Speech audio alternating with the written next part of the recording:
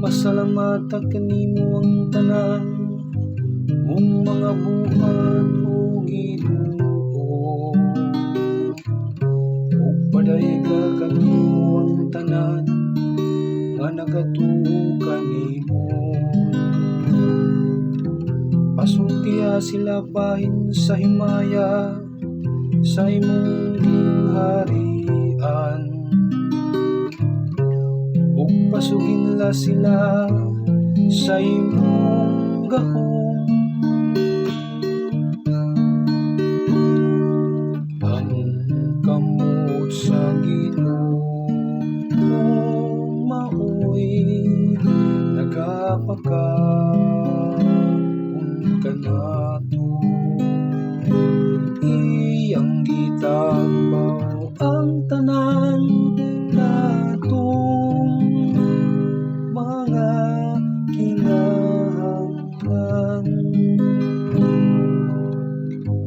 Ang mata sa tanan nagatan-aw nga malawomon kanimo. Ug yatagan mo sila sa ilang kalanhon sa husto nga panahon. Gibukhad mo ang imong kamo ug gitagbo mo ang tinguha sa tanang buhit.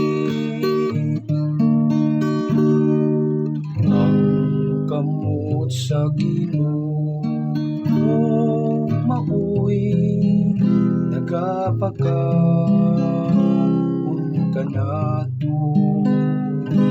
Iyang gitagbaw ang tanan natong mga kinahanglan. Ang Ginoo matarong diha sa tanan niyang mga paagi. Ug balaan diha sa tanan niyang mga buhat. Ang Ginoo hadol sa tanan nga nagasangpit kaniya. Sa tanan nga nagasangpit kaniya diha sa kamaturan. Ang kamot sa Ginoo maoy nagapakaon kanato. Iyang gitagbaw ang tanan natong mga kinahanglan. Ang kamot sa Ginoo maoy nagapakaon kanato. Iyang gitagbaw ang tanan